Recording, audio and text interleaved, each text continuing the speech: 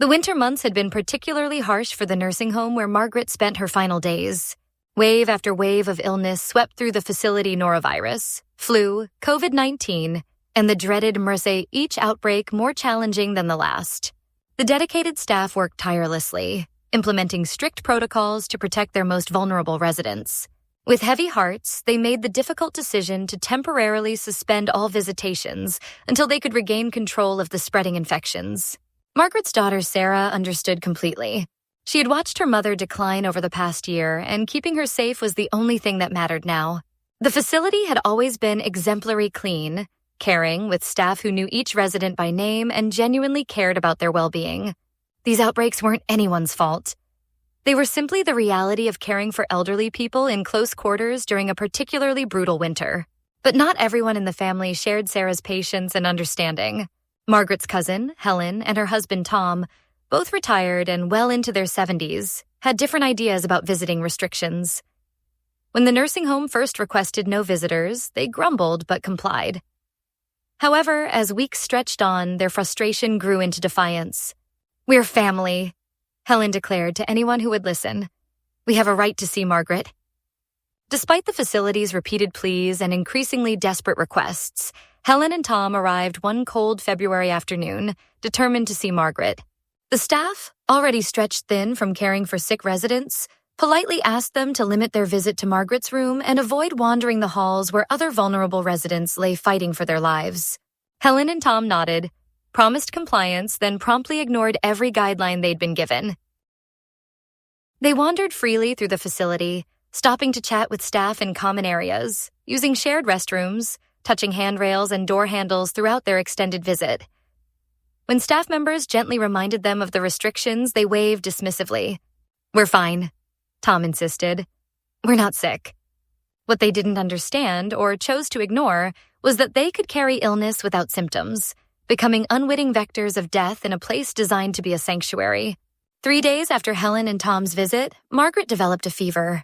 Within hours, she was struggling to breathe. The woman who had raised 4 children, survived the Great Depression, and lived through nearly 90 years of joy and heartbreak was fighting her final battle. Sarah rushed to the facility, donning protective equipment to sit beside her mother's bed. Margaret's eyes, once bright with mischief and wisdom, were clouded with confusion and pain. Her breathing was labored, each breath a monumental effort. "I'm here, Mom," Sarah whispered, holding her mother's fragile hand. "You're not alone."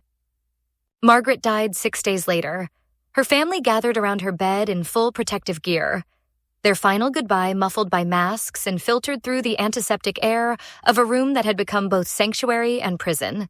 As Sarah cleared out her mother's belongings, the handmade quilts, the photographs yellowed with age, the small treasures that represented a lifetime of memories, the nursing staff approached her with heavy hearts.